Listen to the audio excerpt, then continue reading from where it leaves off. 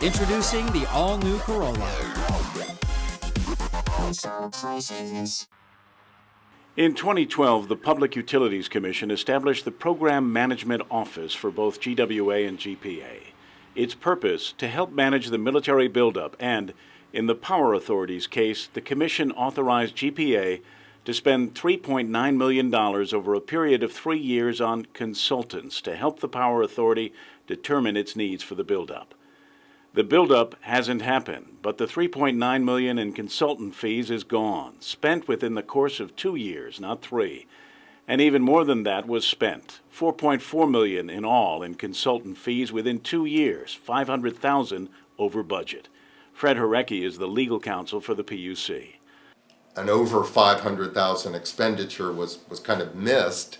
This indicated perhaps a lack of care about monitoring the expenditures of the program. Beyond the excessive spending on consultant fees, Horeky says the Utility Commission is also concerned about what these excessive fees were spent on. Program expenditures are being used for something other than the original intent of the PMO office. And we've gone through a number of areas that funds have been used. They're for mostly internal operations. They range from things like media, responses on the rate case, media training, things that normally might be done internally within the agency. No need for an outside consultant. That's the question. And who are these consultants who receive these funds from GPA's Program Management Office, or PMO? So the PMO itself includes Armstrong. It includes some other consultants such as HDR. That's an engineering firm consultant. But also there are various on-island local consultants too that have been kind of billed, I guess, under the umbrella of the PMO office. Who awards these consulting contracts? GPA did go out to bid. So GPA went to bid. Yes, and GWA has a PMO also. It was the GPA procurement office Yes. that handled this. It's not the first time questions have been raised about GPA procurement. Last January, Moreco Equipment President Alan Morrison accused the GPA procurement staff of being totally incompetent in the award of a multi-year bucket truck contract.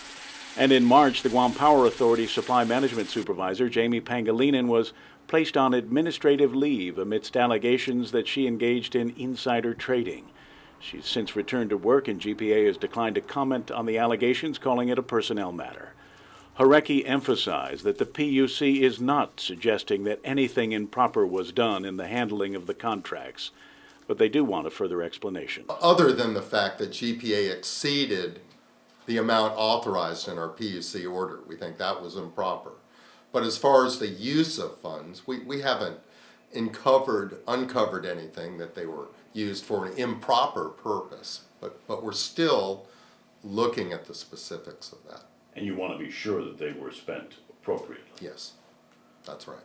We're basically trying to assure accountability to make sure that funds that come from ratepayer revenues are spent properly, and that's really our whole purpose here. It's not. Kevin Kerrigan, PNC News.